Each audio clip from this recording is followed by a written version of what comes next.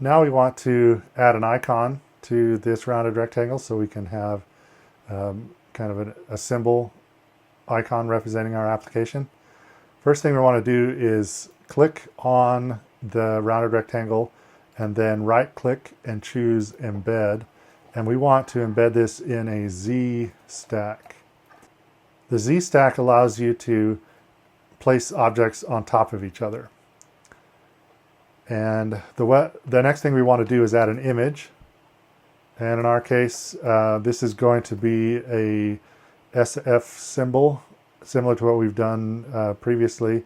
And so we give a system name, and in our case, we want figure.to.and.child.holding hands. Oh, I got to spell it properly.